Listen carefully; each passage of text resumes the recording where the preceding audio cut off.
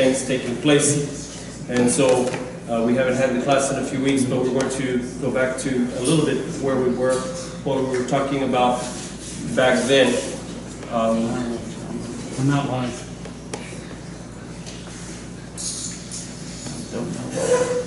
Ready? What's up? Okay, just do YouTube. I've got it on mine. Okay.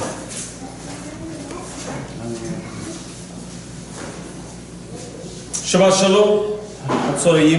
Good afternoon. Welcome to our Judaism 101 class. And we're going to go back to where we left off a few weeks ago in our study.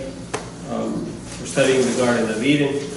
We haven't had class in a couple of weeks because of the high holy days and all of the things that were going on.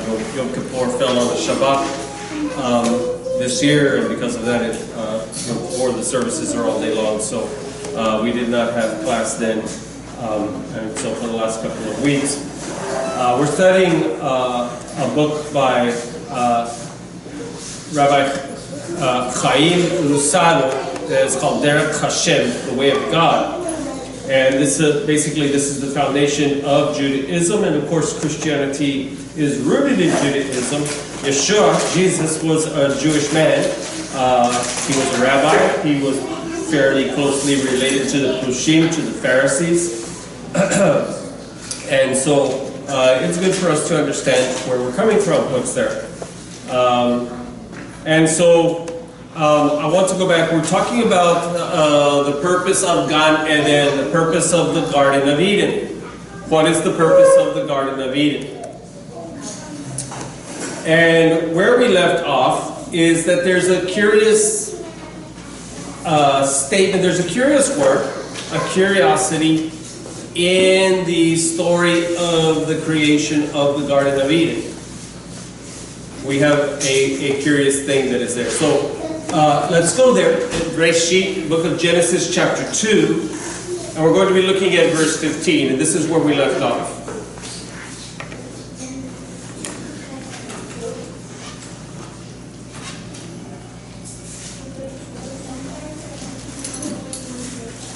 To answer the question, what is the purpose of Gan Eden? What is the purpose of the Garden of Eden? And the answer, in short, is pleasure. Pleasure. When you think of Gan Eden, when you think of the Garden of Eden, what is it? What comes to your mind? What do you think of? Before the fall, before Nachash, the serpent, all of these things. It's Adam and Chava. They're there in the garden. They're living out their lives as God intended, as God had planned. So, how do you picture? What's your perspective of the garden? Flourishing. Good. What else? Big. Huh? Big. Big. Good. What else? We talked a few weeks ago. One of the things that we stated was that people think of the garden that its name was the Garden of Eden. Actually, it's the garden in Eden. Eden is like a territory. It's like the state of Texas, and the garden is like San Antonio. You know, this huge area or whatever in the middle of Eden. So Eden was more like a state. You know, and then Gan Eden was within the state, an area within the state that was set off.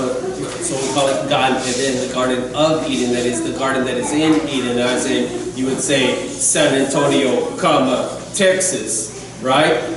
So you would say the garden, Eden. So it's the garden in Eden. But yes, big. What else? What else comes to your mind? Your key word is pleasure. So usually we think of Gan Eden as being a place of delight, a place of what? Cool mornings, cool evenings, doesn't get too hot, doesn't get too cold, the flowers blooming, the smells, the aromas. The animals are all friendly and compatible. There's no killing or any of these things. Lions are not hunting sheep, and everybody's eating, all the animals are eating grass and everything like that. Even man is a vegetarian at this time. He does not eat meat. All of these things. And so you have this kind of idea of Gan Eden, the Garden of Eden. And so, as I said, there's a curious wording in the Hebrew in verse 15. So let me read to you verse 15. This is from the New King James Version. It's pretty much following what most of the English translations would say. Verse 15.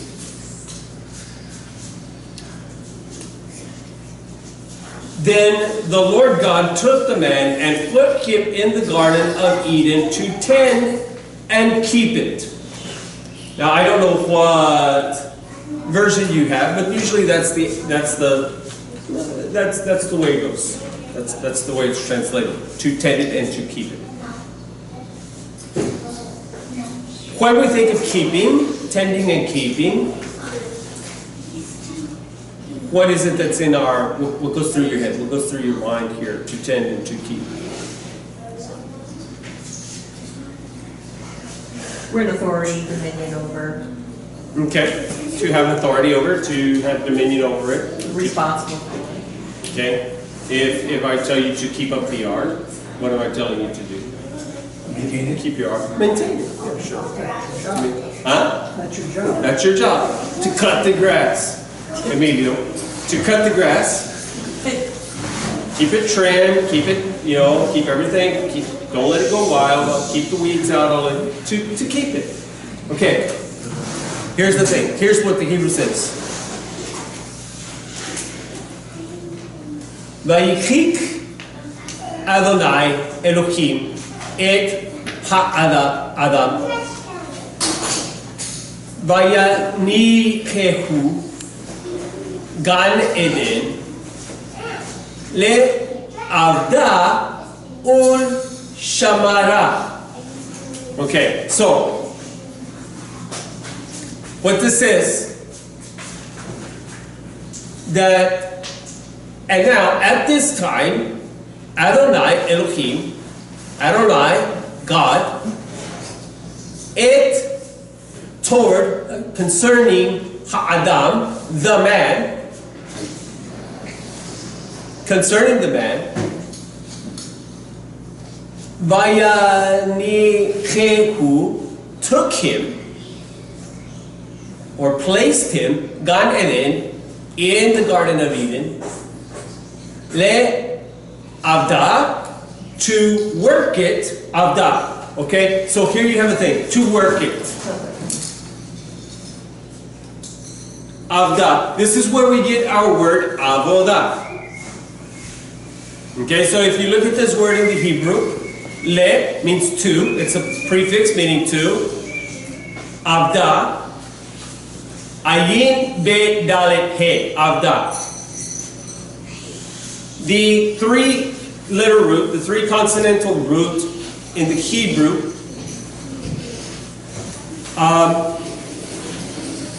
ayin be dalet. Ayin bet dalet. This is where we get our word avodah. Avodah means service. The root of this word is eved. Those of you who have been in our grammar classes and such, you've heard me speak to this. Eved. Eved means servant. What does a servant do? Serves.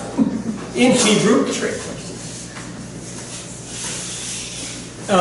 in fact, we could actually say a little more, because the word eved, literally, when you get it down to the crux of it, means slave. This is the term for a slave, eved. In fact, in our morning blessings, one of the things that we say, because we have been set free from Mitzrayim, we have been set free from Egypt, and so we have in the Brachot HaShachar, the morning blessings,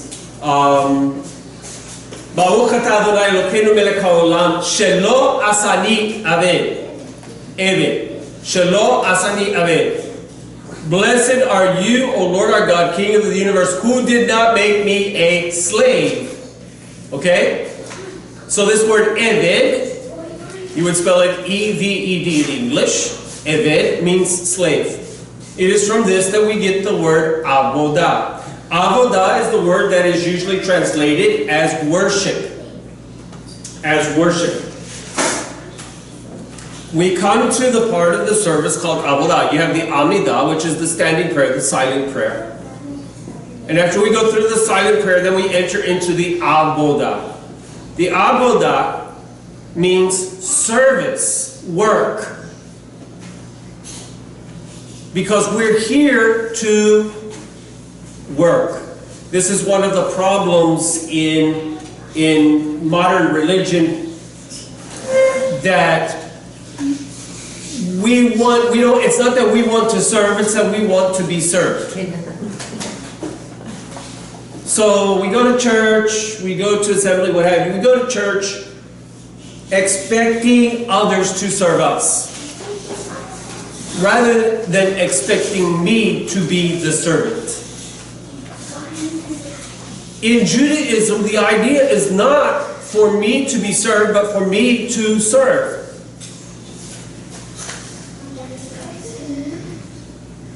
In Shabbat, it is not so much about God blessing me, rather that I'm blessing God. This is why we go through this litany of brachot, this liturgy of blessings, where over and over again the formula, over and over again, is what? Baruch atah Adonai. Blessed are you, O Lord. It's not about asking God to bless me, but it's about me blessing God. I'm to be a blessing to Him. He blesses me all week long. Shabbat is about one day where I stop everything of my daily, my worldly, my weekly activities. I bring it all to a stop in order to bless God, in order to express my thankfulness to Him. So you have people going to church today and then, they're saying, well, I didn't get anything out of it. I didn't get anything out of that. You're not to be getting out of it, you're to be putting into it. Service is not, that's why we call it service. It's not that you're getting out of it, it's you're putting into it. I'm there to work. I'm not there for people to work for me. I'm not there for God to work for me. I'm there to work for Him. I often use this analogy. It's like a restaurant. If I used this morning the restaurant, right? Went to some length about explaining my restaurant experience last night. If I go into a restaurant as a customer, and Emilio there, he's the waiter. I walk into the restaurant, and Emilio's sitting at the table where the customer would sit. He's sitting at the table, but he's the waiter. I walk in, and I'm looking around, and there's Emilio. He's got his what do you call it, his apron on, and he's got his bill tab there, and the pencils and everything, but he's sitting there at the table. So I decided, well, I guess I'll go seat myself. So I go and I walk past Emilio, and Emilio says, "Excuse me, sir, could you give me a glass of water, and while you're at it, bring me a menu." Now what's wrong with this picture? What's wrong with this picture? I am what? I'm who? Who am I? I'm the customer. Who's he? He's the waiter. He's the server. He called you lazy. He's the server. So why would he be asking me for a glass of water and asking me for a menu? He's the server. I pass by and he says, "Sir, I'd like to place my order.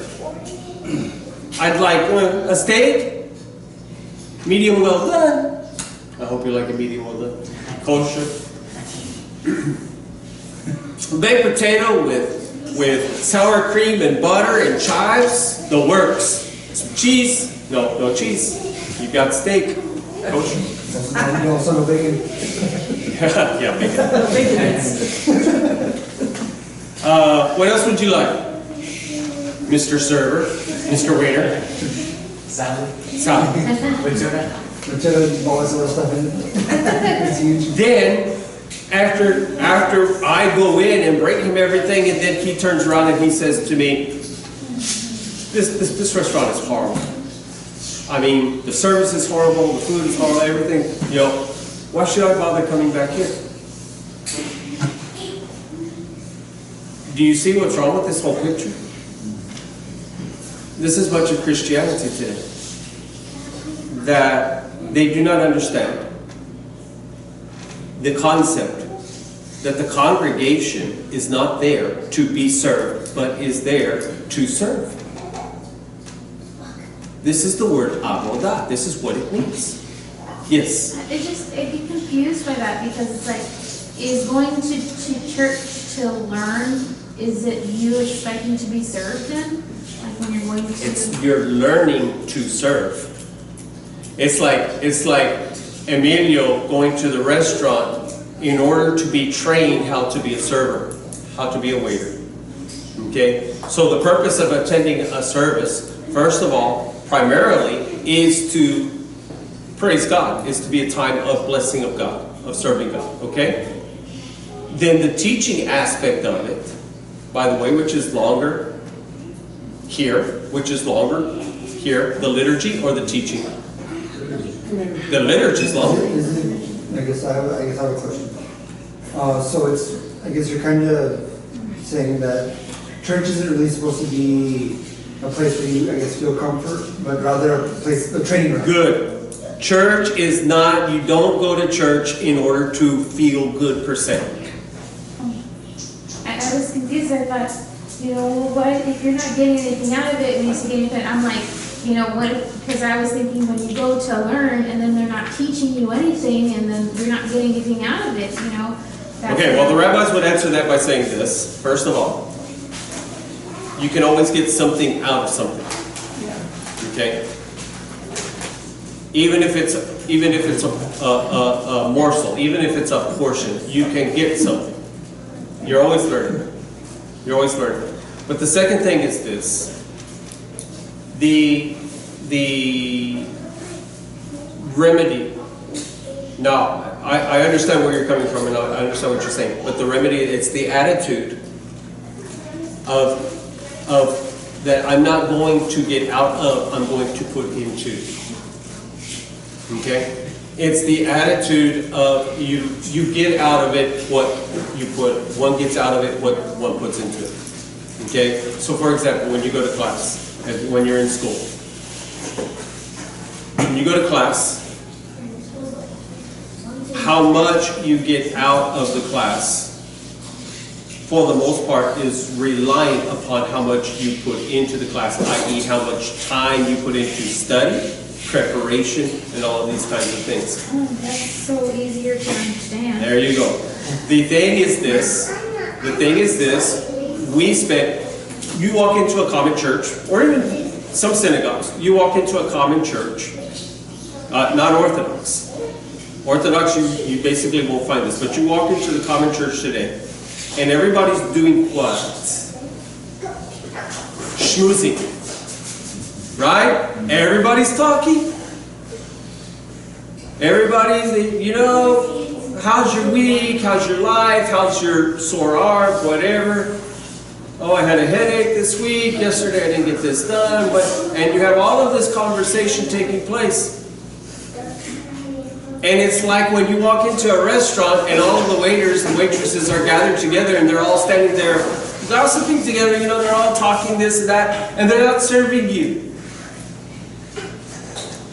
When a person arrives to work, what is that? What is the responsibility of that person? Preparation, firstly, right? The first thing you have to do is prepare. Okay? I worked in the school for many years. Worked in the school system for many years.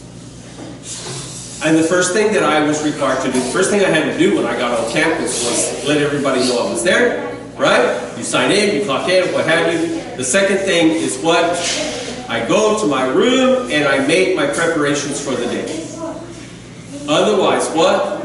When the bell rings, the students walk in, then I am unprepared or prepared. Okay? So the first thing I'm going to do, so number one, I'm speaking to myself here, that, when we come in, are we prepared? Are we ready to go? And in actuality, this is where the liturgy is taking us. The reason why the liturgy is so long is because it takes that long to get the flesh under control and to get the heart focused and the mind focused on what's supposed to be taking place here. Yes? Oh, but the churches today, they spend all that time just doing praise and worship music, and that they think that's summoning the Holy Spirit. Basically, what's supposed to be taking place here. Remember that in Orthodoxy, in Orthodox Judaism, the synagogue service is following the temple service. Remember that you did not just walk into the temple. There was preparation that had to take place before you went into the temple, including making the mikvah, taking the ritual bath, making sure that your mind, your thoughts, your heart, that all of these things were proper, everything was in its place, that you were focused. Then you went into the temple. And the synagogue service follows that. Therefore, when you walk into an Orthodox synagogue, you don't find everybody. I'm not saying that there's no talking or anything like that, but for the most part, you will find the people already engaged in prayer. You'll find them with their siduri, with their prayer books, and they'll already have their talit on. And you'll find them off to the sides and whatever, what have you, at different desks and all of these things. And they're already saying brachot. They're already going through blessings. They're already reading psalms. They're already doing this. Why? They're preparing their heart so that by the time they get to the Amidah, this is the most holy part of the service, that they know that their mind is focused, that their heart is ready, that they're prepared for all of this. So all of this to say that the Amidah, or that the Avodah, is work. I'm here to work. I'm not here to be entertained. You should not be here to be entertained. Service to God is not about my entertainment. Service to God is about exactly that, service to God. I'm here to serve Him. It's not that He's here to serve me. Yes? Okay, so to kind of dissect that, we have the people who are serving, the ushers, all the just different people, there's the parking lot, all those people, they really are serving. And then everybody else comes in and they do their idle chatter, and then they just want to get comforted and feel better before they go. Right. But the people who are actually serving, they almost abuse them in a way, because everybody should serve at some point. And these people are like the Levim, the Levites, the Kohanim, the priests in the temple. What was the purpose of the Kohanim and the Levim in the temple? What was the purpose of the priests and the Levites? They were serving, we would say that they were serving in a higher order, but what's their purpose was to not just serve God, but their purpose was to serve the people, so that the people in other words, to enable, to be conduits, to assist the people in their service. They're teaching the people how to serve. So a rabbi today, the purpose of a rabbi today is to be a conduit to facilitate your service to God, to help you be a good servant to God. Okay? So, to bring this all back around to where we were. In the Hebrew here. He says, verse 15, he says, le avda, to work it. Now, how does all of this tie in with our discussion? Because our discussion actually is about what is the purpose of the Garden of Eden. And it says here, to work it. But then I told you that the purpose of the Garden of Eden is for pleasure. So now Emilio's saying, Houston, we have a problem. Why? Well, most people do not find yard work so pleasurable.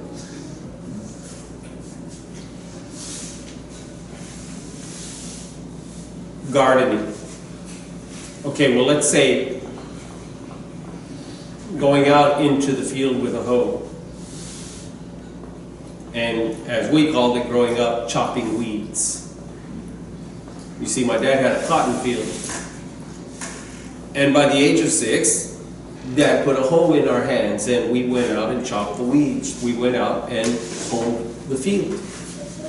Literally, Dad would take a hoe, he would go to the hardware store, he would buy a hoe, he would cut half of the handle off of it, so I had a half a hoe when I was 6 years old, so it would be my size. I'm not kidding you. My dad put us out in the field when we turned 6. And we worked the field from the time we were approximately 6 years old until we graduated high school. I'm going to tell you something. I do not like cotton fields. After we hoed, there came irrigation and then hoeing again. It seemed like almost every day he had us out in that field hoeing the cotton. And then what? Along comes summer. By mid-June, the bolls are opening up. Guess what? We didn't have cotton pickers back then. There were no machines. We were the cotton pickers. These were the machines. When I turned 6 years old, my mom took a pillowcase. She sewed a little strap on it to go over my shoulder. My brothers had big bags. I had a little bag. It touched the ground. And I was sent out with my brothers to learn how to pick cotton. And I picked cotton until I graduated from high school. I do not like cotton fields. The truth of the matter is, because we worked out there all summer long, when we finished picking the field, guess what? That wasn't the end of the job. You started over because more bolts had opened. And so you started over. And we would pick the field 3 or 4 times in a summer. And if that wasn't enough, there were some summers where Dad would rent us out to farmers. The cotton pickers were coming out. Cotton pickers back then, you think they picked dirty now, they picked really dirty back then. A hand-picked field was very clean. Because you got all the cotton. You didn't leave anything behind. Machines leave a lot of stuff behind today. Back then it was even worse. And so Dad would hire us out to neighbor farmers, and we would go behind the machines. After the machines had gone through, we would go back through and pick again. And we'd get another bale, 2 bales of cotton out of the field.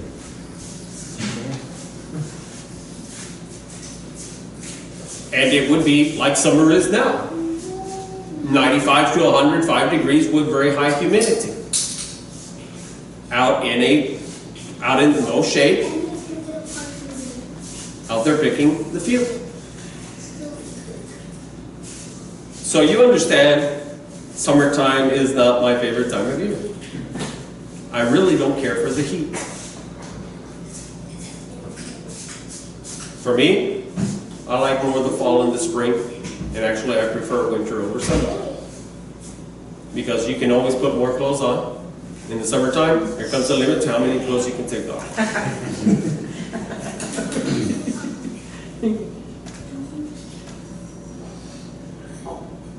So, do you see the dilemma here with this, that it says work, where I say work and pleasure? Of that, to work. And yet I said what? The Garden of Eden was created for pleasure. And then we have another, here's the curious word. Here's the curious word that is used where it says to keep it. In Hebrew it says ol shamra. Everyone say shamra. Okay, so shamra. Like shamrock, shamrock. So, ul shamra, and to, vav, lamed, and to, shamra, shamar, the Hebrew word shamar. Everyone say shamar. Isn't that judge? Or no, guard. To guard. Not to keep, literally to guard the garden. So my question was, all right, you have Adam and you have Chava, Eve. You have Adam and Eve in the garden.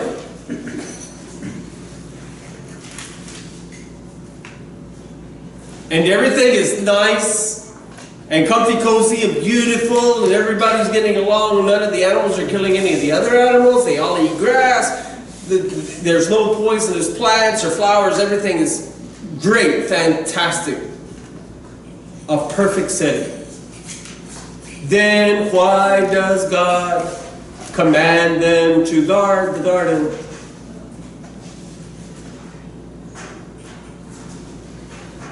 Why do they have to be on guard in the garden? The answer is this: because everything is not perfect. And everything was not created perfectly. So here's what the Ramchal, Rabbi Lusada, here's what he says.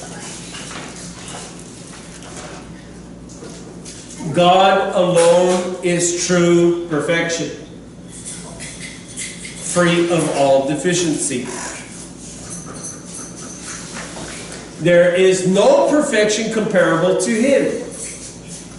Notice these words, any imaginable perfection, with the exception of God's perfection, is therefore not true perfection. Other things may be said to have perfection, but it is only relative to something less perfect. Absolute perfection, however, is only of God. It only pertains to God. Saying that when we say that God created Adam and Chava perfect, they were perfect compared to what? To the rest of the creation. But to the rest of creation, only in comparison to something else. But they are not actually perfect. Why? Because God creates them with a chink in their armor. God creates them with a caveat. God creates them with a susceptibility. And what is the susceptibility?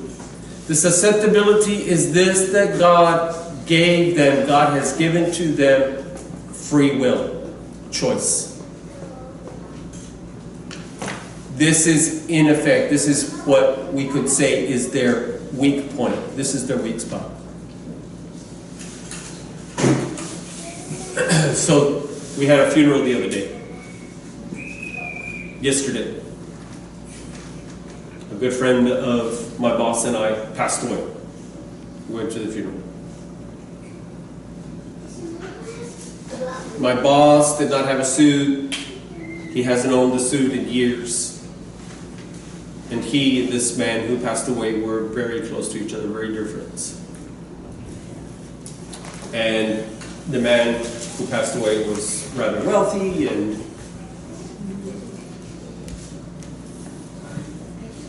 it was going to be, it was a big deal.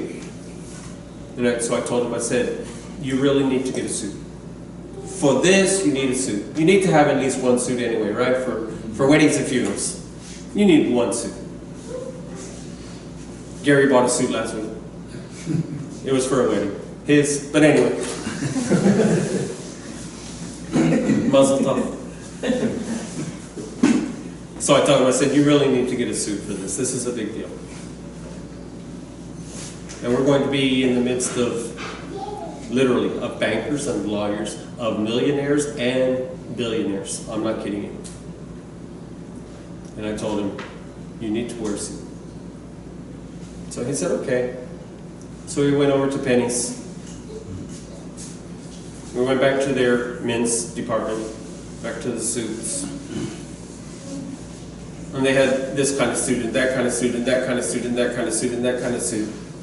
And he starts looking around, and the bewilderment, he's like a deer in the headlight. I mean, the bewilderment in his eyes. What am I going to pick? Black suits, gray suits, blue suits, green suits, brown suits, corduroy suits, this suit, that suit, jackets, jackets, jackets. What am I going to do? So I'm standing there with him, helping him, and he tries on this jacket, he tries on that jacket. I don't like this one, this one's this one that, and we're trying on jacket, jacket, jacket. I finally said, let me go get some help. Couldn't find any help. I finally went up to the counter. I said, we need help in the men's department, please. Found the suit, couldn't find the pants, I don't know, but So they said, we'll send somebody over there. So the lady comes back and she starts bringing out this suit and that suit, and he's trying on this suit and that suit, and just suit after suit, and they're just piling up on the table, piling up on the table as he's trying on suit after suit after suit. Finally, he finds one he likes. Now to find the pants for it. So he's finding that he tried, this pant, these pants, that pant, whatever, the tie, the shirt, We were there for 2 hours. Me, I walk into a store, I walk into Penny's, I see the suit, that's it, I'm done. Literally, for their wedding, I went and bought a new pair of shoes. There you go, see. I bought a new pair of shoes. I was in and out of Penny's in 15 minutes. That's all it took me. Fine, I already know what I want. And if they don't have it, I'm not going to sit there and try on this shoe and try on that shoe. If they don't have it, I'm leaving. They had what I wanted, I bought it. That's good. I won't get into any wife jokes here or what have you. But it took him 2 hours. And the clerk that was helping us, she was very kind, very patient, but I could tell that. And he went to try on one of the suits, and I told her, I said, the problem is you gave him too many choices. You set too many choices in front of him, and now what? You see, the truth is this, the more choices that you have set in front of you, the more difficult, the more complicated your life becomes. Amen. You want an easier life? Take away the choices. Okay? When I was growing up, we had 2 channels on the TV. Channel 4 and Channel 5. KGBT and KRGB. Those were the 2 channels. Literally. Those were the only channels that were here in the valley. Now you could put up a big antenna, a big high antenna, an aerial antenna, outside your house, and you could pick up a very fuzzy Corpus Christi, and you could pick up some stations from Mexico. But basically your channels were 4 or 5. Life was very easy. What are you going to watch tonight? Well, you had 2 choices, Channel 4 or Channel 5.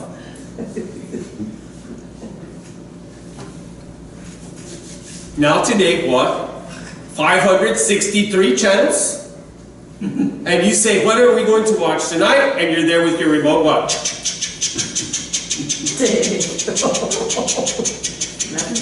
It takes you 2 hours to find something to watch, and by the time you get there, it's over.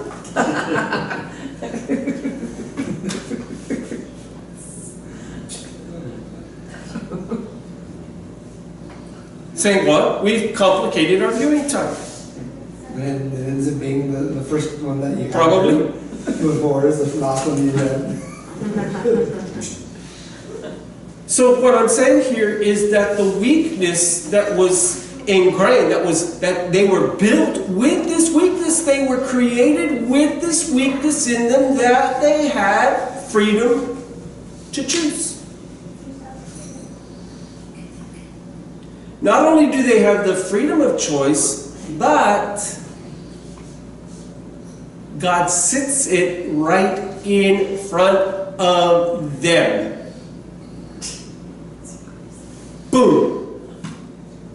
As we were saying this morning, what does Yehoshua say? What does Joshua say? Choose you this day whom you will serve.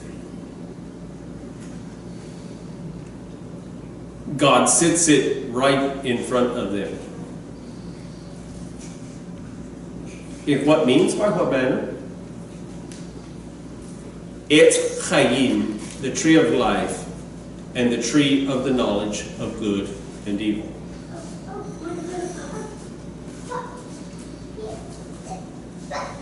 God says to them in Reshit, in Genesis chapter 2, verse 16.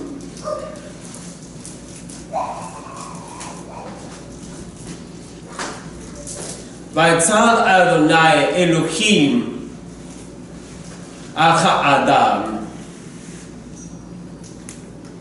לאמור מכל עץ הגן הכל טובים. So it says, and commanded, Vaitzan, like mitzvah, commanded, Vaitzan, Adonai, Elohim, al, to ha'adam, to the man, lemor, saying, Mikol, from all, me, from kol, all, its tree, Hagan, in the garden, Akol, for all, Toveh, they're all good for you.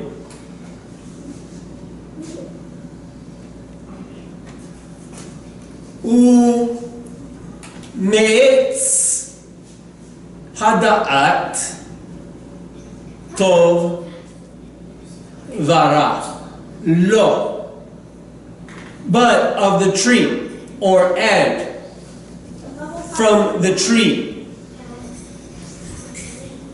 hada'at, of knowledge, the knowledge, tov, good, vera, evil, lo, no.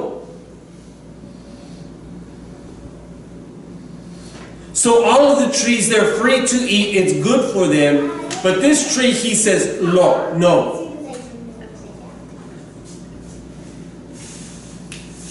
If God does not want them to eat from this tree, why does he put it there in front of them? Because you know human nature. When mom or dad tells you you cannot do something, you cannot go somewhere, you know what with all of your heart? You want to go? You want to go. You want to do. Which Rav Shaul, the Apostle Paul, speaks to in the book of Romans. He says that the Torah is not evil and wrong and wicked, but rather that it shows to me, it reveals, it teaches me what it is that is sin. However, in revealing to me what is sin, it tempts me to do what? When I know what sin is, that's what I want to do. So then he goes on to say what? Those things which I should do, those are the things I do not do, and those things which I should not do, those are the things that I find I do.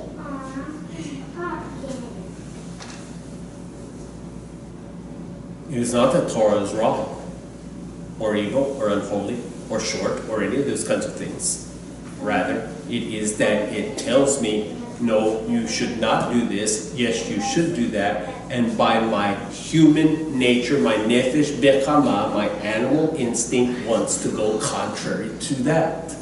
Why? Because mankind was built with this deficit in him, that he has freedom to choose, and that he has an animal instinct. This is what Rav Shaul, what the Apostle Paul calls the earthly man, the earthly nature. The human nature, we could say.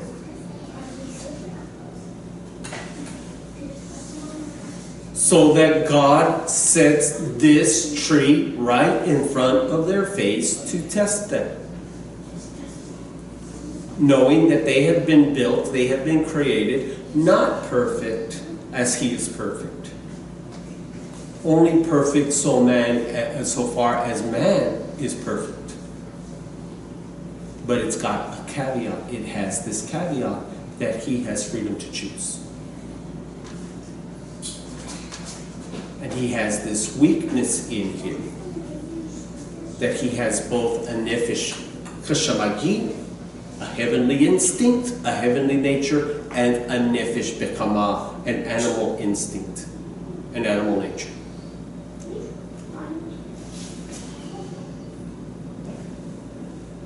And now we're forced to choose. This is why Shabbat. This is why to guard. What are we guarding against? We're guarding against the tree of the knowledge of good and evil.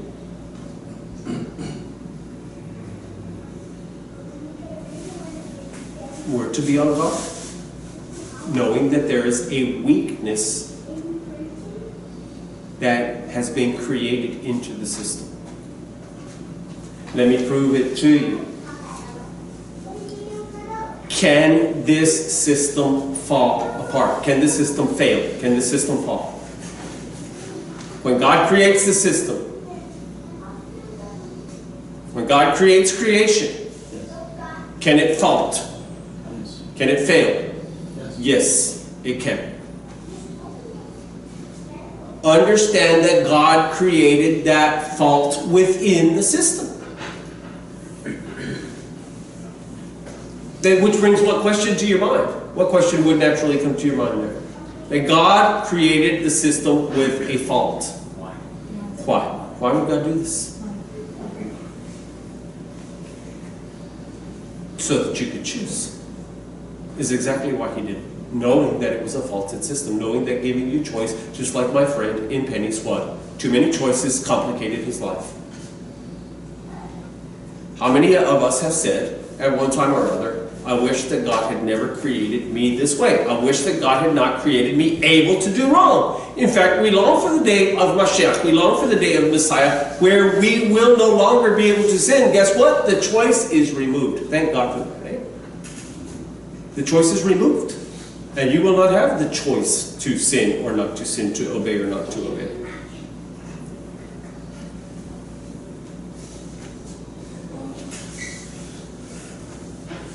So what, we're gonna be able to return back to the light?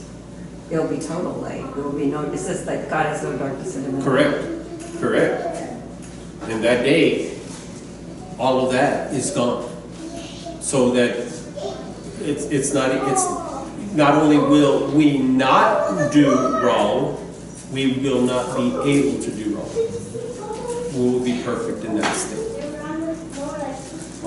Okay. Now, perfect by what means? Remember, there is no perfection except for God's perfection. So guess what? When we enter into Olam Haba, into the world to come, the age to come, we're still going to be learning and growing and maturing and all of these things, and it will go on for all of eternity.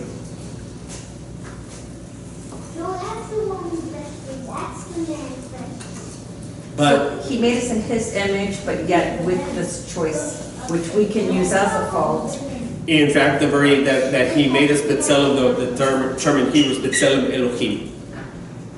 Literally as a shadow of Him is what the word B'Tselem means. In His shadow. Because if you look at your shadow right now on the floor, if you look at your shadow, is it not in your image? It follows your outline and your pattern. So we are made in the image. However, we have an on-off switch. Because what does it mean to be made in the image? This is what we're studying on Wednesday nights. What does it mean to be made in the image of God? It means to have His sefirot, to have His attributes. But those attributes can be flipped on and flipped off. What do you mean? All right, so how many of you have woken up one morning and you were in a very good and kind mood? Very compassionate, very generous, very good. Right? Have you ever woken up on the wrong side of the bed?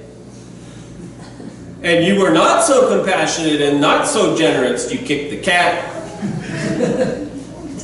You yelled at the dog. You're frustrated, whatever. Right? You know what I tell people when they tell me, well, I got up on the wrong side of the bed? Well, go back to bed and get up on the right side of the bed. Change side, get up on the other side. What am I saying? I'm saying you flipped off and on the switch. You woke up one morning and your switch for chesed, for mercy, for kindness is flipped up. For tzedakah, for generosity. You wake up another morning and that switch is flipped off. Why? Because you have the freedom to choose. By the way, let me stop and say here and now, yes, it is true. It's not just an old saying, whatever. It is true. Happiness is a choice. Contentment is a choice. This is what Judaism is all about. This is what Judaism is all about. You choose to be happy. It's not that things or people or what have you make you happy or make you content. It is that you can be content, as Rav Shaul said, that I find in whatsoever state, whatsoever condition I'm in, there to be content. This is Judaism 101. This is the way of the Chassid. You've heard of Chassidic Jews. This is the way of the Chassid. To be content in whatever station of life I find myself, in whatever position I find myself, that I'm content. Why? Because I'm here by the will of God. It's God who has put me in this position, in this situation, in this circumstance. Therefore what? Be content. Know that God is in control. He's doing what He's doing. And okay, so that's not what you would have chosen. But God has chosen this path for you, so what? Then be satisfied, knowing that He's in control and He's doing something in your life. Yes? So does that mean the word content, what would be the Hebrew equivalent? Like, would that be thankful? You'll praise Him in circumstances? All of that, yes. That you're satisfied. It's more like an acceptance.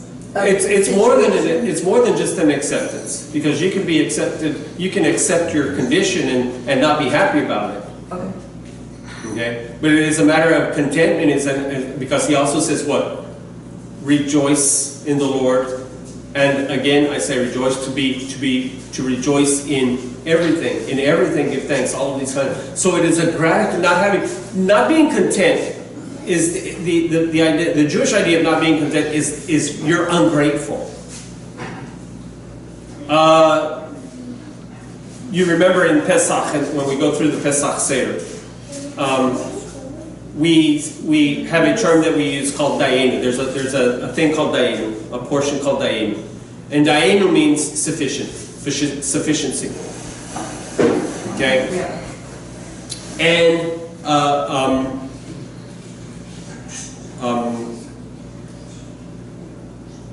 we go through this litany where we say Dayenu, Dayenu. The rabbi reads and we go Dayenu, and basically it is, if God had only done this, Dayenu, it would have been enough. But God did more than that. If He had only done this, Dayenu, it would have been enough. But God did more than that. If He had only done this, Dayenu, and it keeps crying, Dayenu, Dayenu. Sufficiency, it's enough.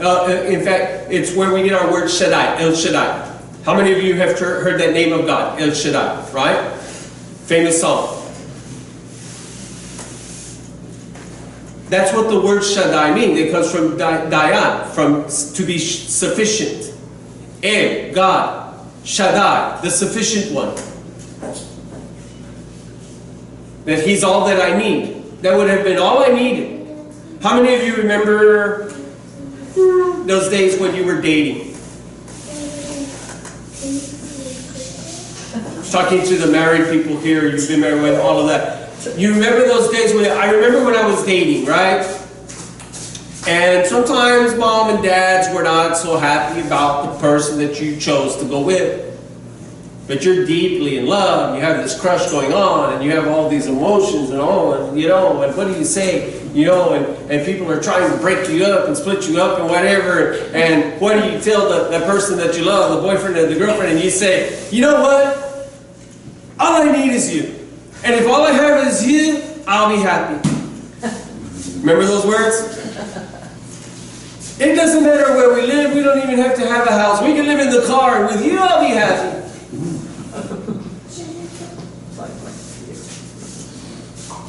Could you live with me in a box? Could you live with me with a fox? Could you live with me with a cat? Could you live with me with a rat? Could you live with me on the train? Could you live with me on the plane? I don't care. Just being with you, you're all I need. I don't need anybody else in the world, babe. All I need is you. You remember those days? Yeah, you're married for 2 years, and maybe things change after that.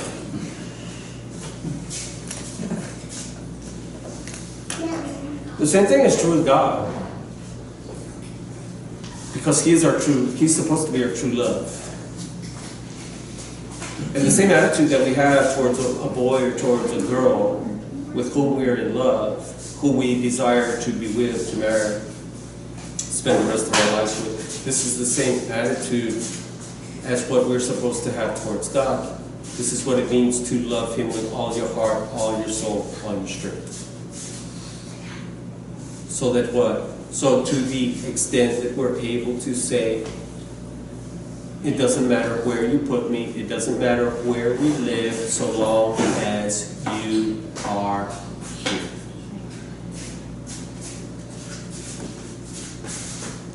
My circumstances don't matter. These things do not matter. My finances, none of this matters so long as you are here.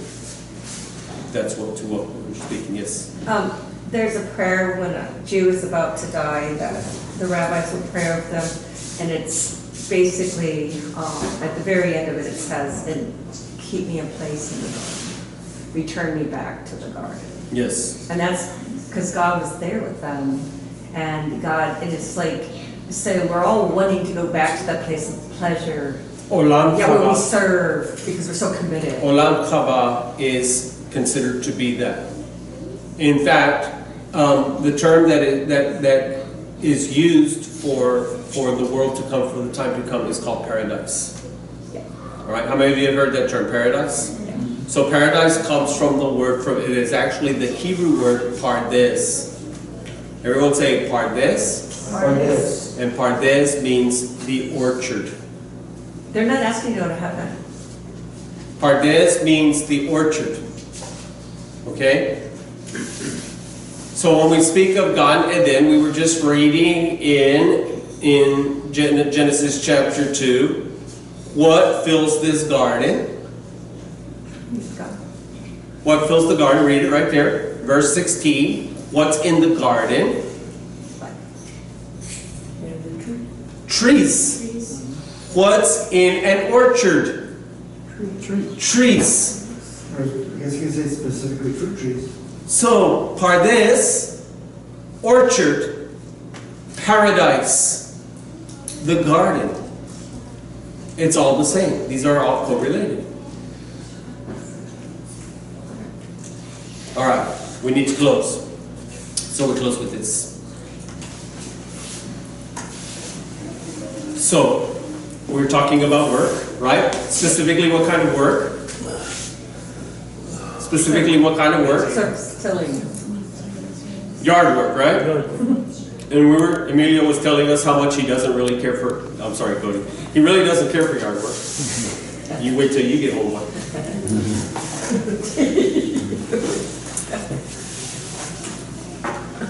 I hear a lawnmower calling your name. A weed eater. The whole fence line. I do that by hand.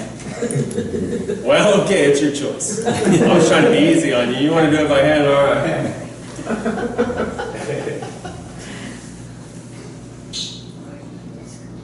We today don't look forward to such work. We find pleasure in other pursuits. And yet I said to you that the garden was created for pleasure. And yet it says that he had to work. What's the difference? The difference is this. If you turn in your scriptures to the book of Isaiah chapter 6.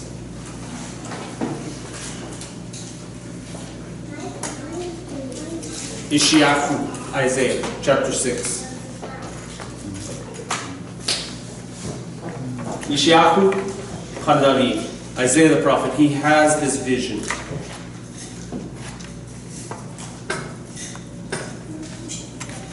In which he sees Malchut Elohim. He sees the kingdom of God. He sees Malchut Shamayim. He has a vision of heaven.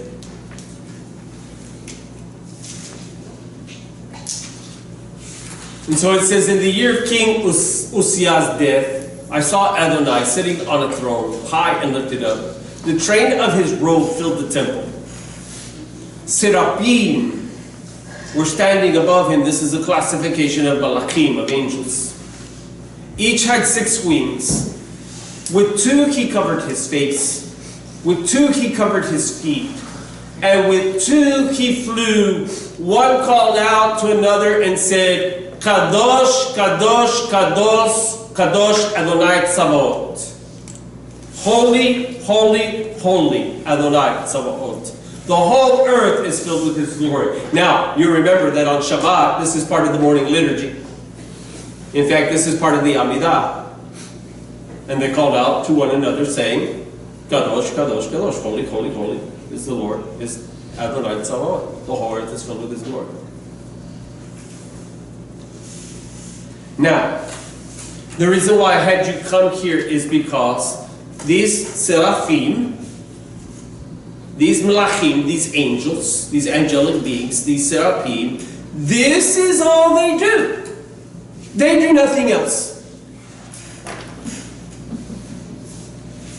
All they do is fly around the throne calling to one another. Basically, they're like this, circling the throne, calling out across to one another these words. They've been doing this for some 7,000 years. Since the day they were created, this is what they do.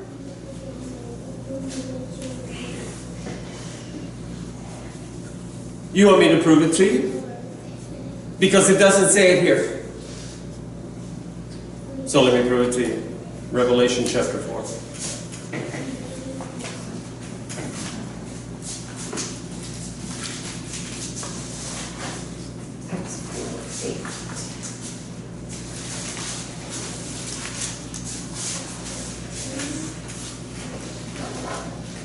The 4 living creatures, verse 8, the 4 living creatures, each having 6 wings, were full of eyes all around and within. They do not rest day or night, chanting, what? Kadosh, Kadosh, Kadosh, Adonai Elohei Tzavaot, Asher Haya Vehoveh Ve'yavo.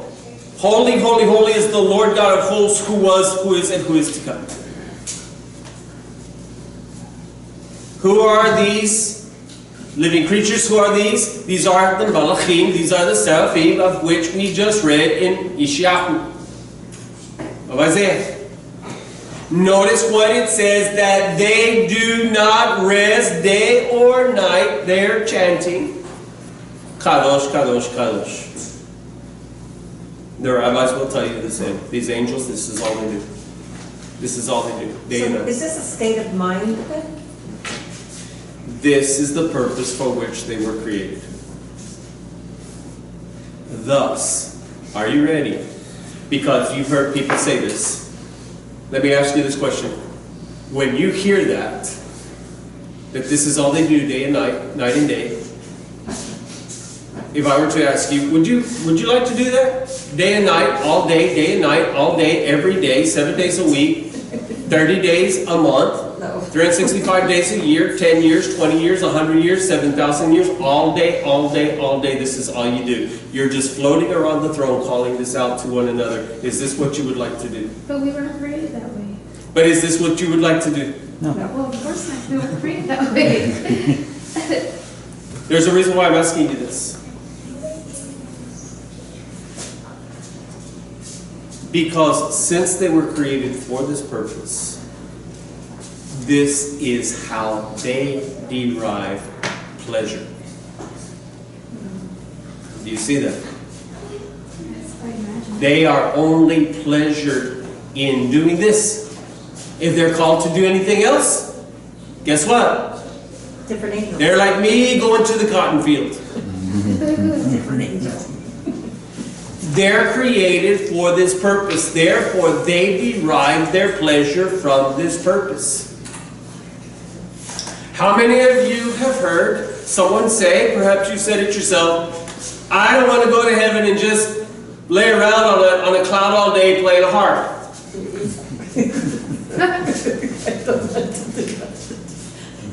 I'm not saying you're going to do that. What I'm saying is if you're created to do that, if you were created to do that, that's where you find your pleasure. Guess what you're going to want to do? Play the harp.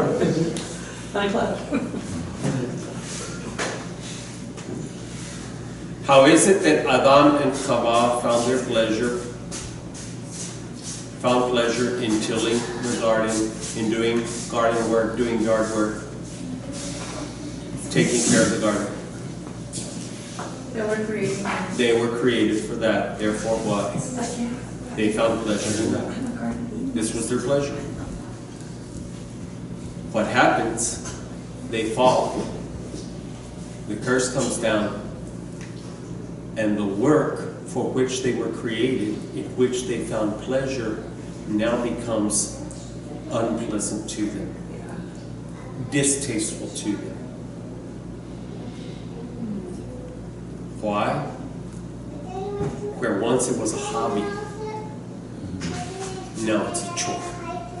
I imagine it like when you say that the angels say holy, holy, holy, like I literally imagine them plugged into God, to where it's pleasurable because they're feeling Him, and they're just and I imagine that with Adam and Eve, they were plugged in, so it was pleasurable, and once that was disconnected, that's when it became not. Good, that is good. In fact, it's kind of this way. We've talked about this before.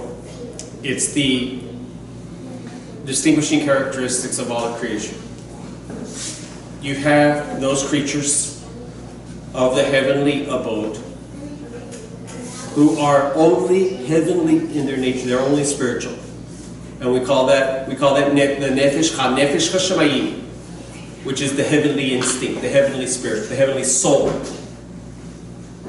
They have an instinct of heavenly things, but they do not have. Because they're not here, they're not created for this, therefore they are not attached to this earth in any way. Therefore they do not have the nefesh b'chama. They do not have the physical instinct, the animal instinct. They only have the instinct of heaven. This is why they're satisfied with this. This is why they're pleased, they're pleasured by these things. Then you have those creatures which were created here on this earth, and they have the nefesh b'chama, in that they have the animal instinct in them. And from this they derive pleasure. The animals of this world derive pleasure in being what they are, in being the animals that they are. But they have no instinct of the spiritual realm. They have no nefesh hashemayim. They do not have an animal or a heavenly instinct. They only have the instinct of the earth. Therefore what? Their pleasure is where? Bound only here.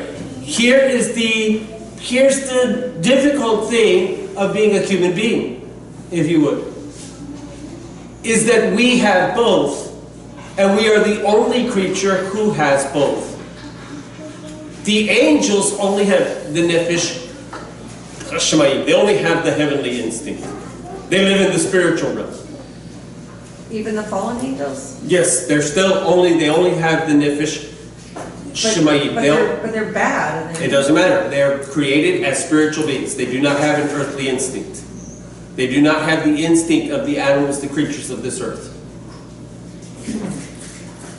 They do not understand what it is to be a creature of this earth. Okay? The animals do not have a comprehension of what it is to be a spiritual creature. In fact, they have no realization, no acknowledgement of heaven, of God, of these things. They are only of this earth. Man is the bridge in the gap. Man is the in-between creature. That he has both. That we have an understanding of the physical instinct as well as we have an understanding of the spiritual instinct. So when you were saying that the angels, you see them, you envision them plugged into God. In that same way, the animals are plugged into what? The earth. The earth. But man is plugged into both at the same time. So we're dual-hearted? Yes. We have a double nature. And again, this is not contrary to the teachings of Paul. He speaks to this in the book of Romans, that you have two natures. You have the physical aspect and you have the spiritual aspect. And guess what? Do they agree with each other? No. Oftentimes, no. But when man was first created, they were in agreement with each other. So that he was, as he was plugged into the earth, he was plugged into heaven, he was plugged into God. So that as he was working the garden, it was work, avodah. We say that avodah is what? Worship. His work was his worship. Saying what? That through their work, they were actually worshiping God. That act of worship became corrupted when they fell. And work became work. But our works with God, right? We do works. But do you not find things that are distasteful to you? Yeah, all the time. Okay, that's what we're talking about. Okay, so okay, that's the opposite than the works we do for God. That we Correct. find really pleasurable. Correct. Okay. And we'll talk about that next week. We're going to have to close. We'll talk about, that's actually where we're going next week. Okay, cool. Is that this is what Torah is all about. Torah teaches us how to plug back in. How to get plugged our in. prayer says, love the Lord with all your Yes. heart. And Torah teaches us how to do that. So that we say, Shalom, ve'chatzoreim tovim. Have a good afternoon.